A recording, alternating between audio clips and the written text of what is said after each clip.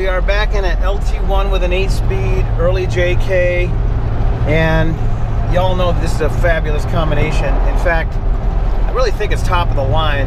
Yes, I know there's LT4s and Hellcats and all that, but recently we've installed LT1s in a lot of JKs that not only 3.8 JKs, not only 3.6 JKs, but we've removed Hemis and put LT1s in. We've removed LS's. We just did an LS7 to an LT1, and in every case the customer was overwhelmingly happy with the LT1, bragging about how mild it is but how powerful it is. The LT1, like I say, can perform with the 500 horsepower crate engines, yet at the same time it's just as docile as a stock engine. You don't need all that rump and radical camshafts and turbochargers, superchargers, and all that. So the question then becomes, how do I get an LT1 in my JK? And that's a pretty big question, because way back, well, let's go back 10 years ago, when Motec first started doing LS conversions in JKs, it was said that you can't do it, you can't make everything work, blah blah blah. And of course Motec started doing LS conversions in about 2008, 2009, almost at the same time that the Hemis hit the scene. So the LS has been around a long time, and then immediately the benefits of the LS were recognized: the lightweight, the better cooling, easy tuning, performance, and everything else. So the LS became pretty popular, and multiple companies offer LS conversions for JKs. Now I'm talking about conversions where you integrate the JK electronics, so your dash and air conditioning and all that stuff work. I talked to a guy, actually two guys yesterday, that bought JKs that had standalone harnesses, that shops built them and they run, but their gauges don't work and ESP and all that stuff doesn't work. So we're not talking about that. We're talking about an integrated swap. Different approaches were taken at the conversion. Motec has always had the philosophy and the mission goal of staying all GM. GM transmission, GM engine, GM controllers, GM wiring harnesses, and there's multiple reasons for this. One, emissions. You want to stay legal. You're not going to stay legal with a hybrid. You're not going to stay legal with a hacked or patched calibration in a lot of areas. California does something now called CVN, or calibration verification testing. So they literally plug into your computer and they compare your tune to a factory OE tune, which they have access to. The manufacturer provides it. And if they don't match, you're not going to pass. The executive order allows Motec conversions to pass a California inspection in most other states. States like Colorado and, believe it or not, Oregon and Wisconsin requested executive orders recently. So that's a coming thing. Two, when you stay all GM, you have all the benefits that, say, a Silverado or a Camaro or whatever it is that you're putting in your Jeep.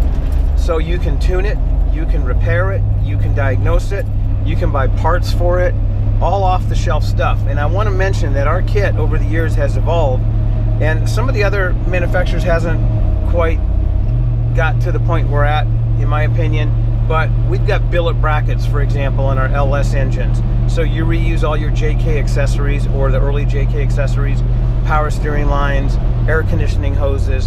And that's not so much true with the LTs because the configuration, but we went as far as we could go to integrate all the original components back into the vehicle. We maintain smart charging with the Jeep alternator.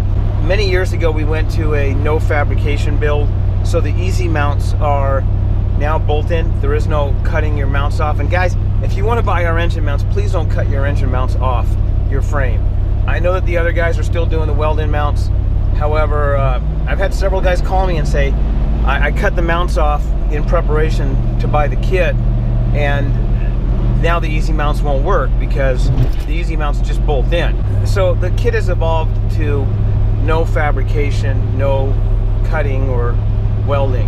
And then of course we refined other things. Like in our kit we include the evap components, whether it's the fuel tank pressure sensor or the vent solenoid. And we want to integrate all that stuff properly, so it's running just like the GM engine is intended to run. And that's a really big statement, because if you take an LT1 with a 8 or a 10 speed like I'm driving, and you set it up the way GM designed it to run, phenomenal powertrain. It's reliable, it gets good economy, it's docile, you get all the benefits. You can diagnose it, like I said, you can grab HP tuners or EFI Live or whatever you want and tune it. It's like having a Silverado or a Camaro with a Jeep body on it. Now, there's been other attempts to integrate the LS and the LT by hybriding, using a GM engine with a Chrysler transmission. Of course, there's the Hemi, and we're not going to really talk about that because the Hemi is a good conversion, and it's readily available, and it is a rival to the LS. I don't think the Hemi is on the same level as the LT with the technology in the LT, the direct injection, the 10-speed transmissions, etc. I don't think it's 100% apples for apples, but the Hemi is a good swap. What I'm referring to is the other ways to get LSs into a Jeep, and also supercharging and turbocharging. A lot of guys think that is an alternative to a V8, and in my opinion, it's really not. I've driven superchargers and turbochargers that are very powerful, 400 horsepower, whatever. However, the drivability is never going to be the same as a V8. The sound is never going to be the same as a V8. The longevity, durability, it's just never going to be the same as a V8. Yes, it costs a lot less money. However, it's not a V8. So over the last decade, the advantages of our conversion are starting to show. Not only emissions compliance, but the fact that GM can pretty much come out with anything, and we can stick it in with our little CAN bridge interface and make it work with a Jeep. So we can run an L96, we can run an LS3, we can run an LT1, an LT4, an L83, whatever we want, we stick it in there and we run it the way GM intends. We buy the factory harness, we buy the factory computers, we use GM software to tune it. We are not stuck with modifying, changing camshafts. And let me back up on that a second. What a lot of guys do is modify the engine to fit within the Chrysler system. We leave the entire engine performance system alone and just use an interface so that it talks with the Chrysler system, because then you have no limitations.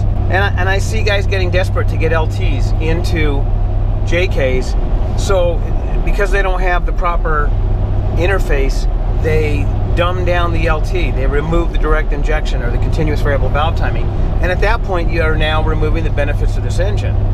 But I can tell you, these engines are just phenomenal. And many years ago when I drove down this road with the first L86s and LT3s with 6-speed transmissions, we were still in la-la land as far as the LTs, because this was new technology for GM.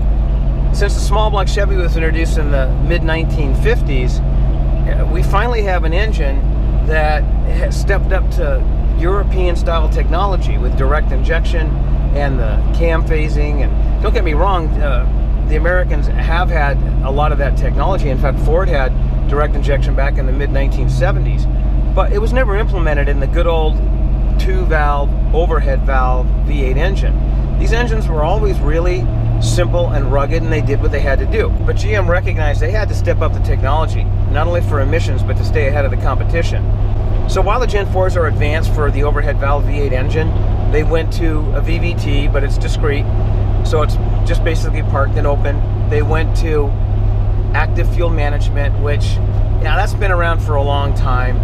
It's a cylinder deactivation. Cadillac did it in the 1980s. In general, the Gen 3 and Gen 4 engines were evolutionary steps, and the Gen 3 was a big step over the small block. The architecture, the lightweight construction, the horsepower output, that was a revolutionary step. Going from the Gen 3 to the Gen 4 was an evolutionary step, but I'm going to say that going from the Gen 4 to the Gen 5 is a revolutionary step, because we're taking engines now with 11.5 to 1 compression, and I really haven't worked with that much compression except for the high performance engines back in the day, where you put a solid cam in it and rev it up and all that. But now we got engines with 11.5 to 1 compression that idle at 450 RPM. So that's pretty amazing. And to hack the benefits of that, meaning if you were to take an LT and put, let's say, a 5-speed Chrysler or an 8-speed Chrysler and then neuter the engine, not a good idea in my opinion.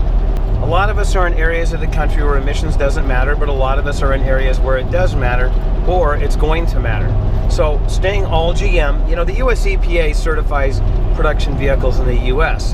And essentially, if you stay true to that production vehicle, then you're going to be in a lot better shape than if you were to change the configuration.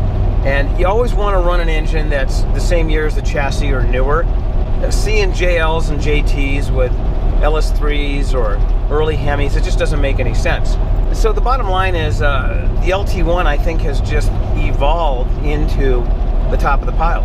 It's the king of the pile right now, in my opinion. Every customer I know we've done an LT1 for has expressed how docile the engine is, how powerful the engine is, and we got LT1s out there in 8,000 pound Expedition JKs that run mostly off-road or a lot of off-roading, and these LT1s pull them like nothing.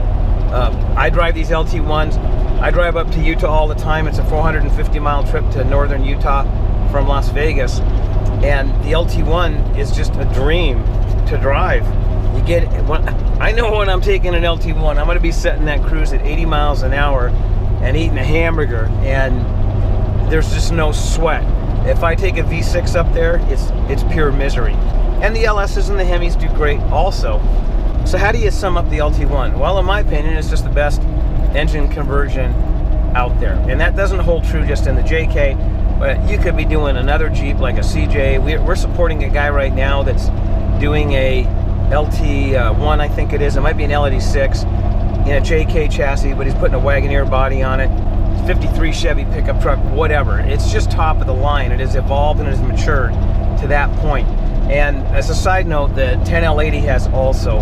GM has made some significant improvements to the 10L80, and with the 19 controllers, the things are a dream. The issues we had with the early 8-speeds and the adaptive learning and all that are pretty much gone, and the shifting is just butter smooth.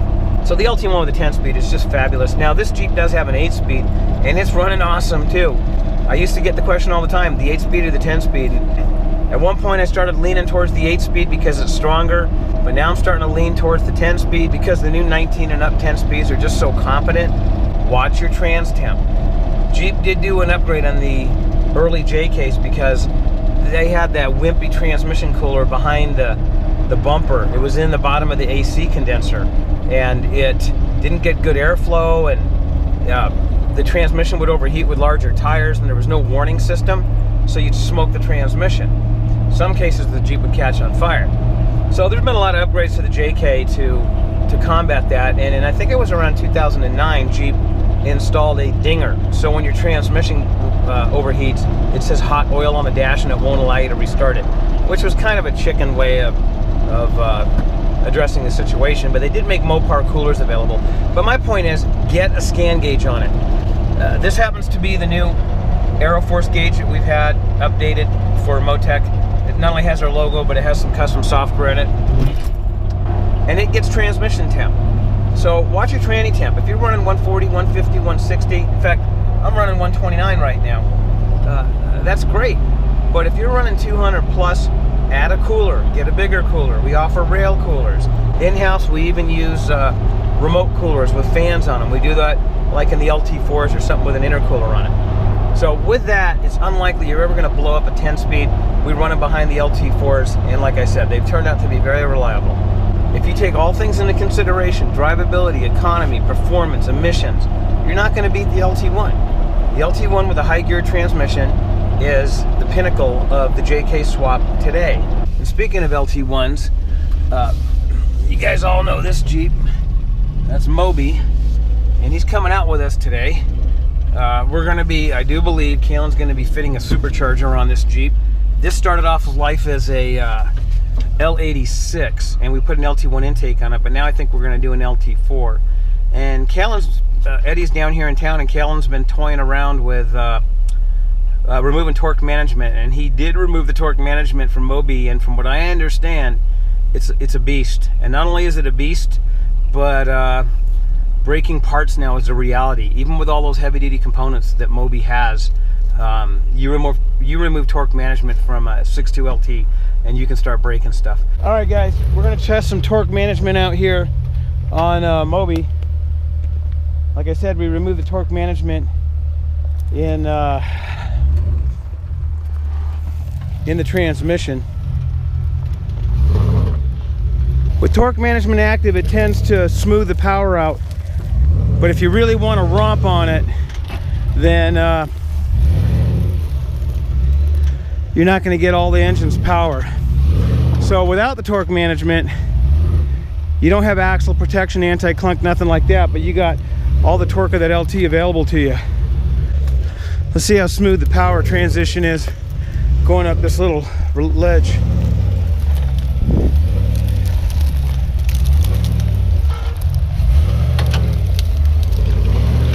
Yeah, that LT doesn't even know that ledge is there, even though this Jeep weighs over 6,000 pounds. This is kind of a side note to the video.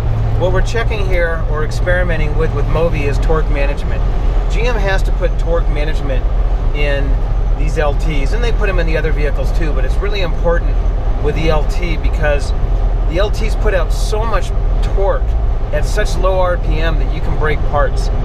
I can tell you that we have scattered ARBs with 5.3 LTs, ARB lockers, when we removed all the torque management, because you got an 11-to-1 motor now with CVVT and just a tremendous amount of power and torque available at low RPM, kind of like an electric engine or an electric motor. So there's a balance. When you're off-roading and you're conquering obstacles, going up waterfalls, that torque management can kick in. Now, torque management is used for a lot of things. It's used for shifting, so it's comfortable. It's used for anti-clunk, so when you go between the gears, it wants to make it smooth. It's definitely used in shift control. Basically, these LTs and most of the Chryslers now shift based off of torque. It's not just like a pre-programmed table anymore. So it's used for a lot of things, and it's definitely used for safety. It's used so you don't blow the powertrain up, blow up drive shafts, blow up rear axles. And I can tell you from personal experience, if you remove all the torque management out of these things, that's exactly what you're going to do. So what we're messing here with Mobi is if you want to go up some obstacles, especially like a waterfall or a boulder, you want to have that power available to you. With some of the stock operating systems, it can pull that power back. And we all know what the Jeep ESP system does. It's discrete. So when it pulls the power back, it just doesn't pull it back proportionally like a Ferrari or Corvette. You get a dead pedal. And then when you get a dead pedal, you got no power. So what we're messing with is trying to tune torque management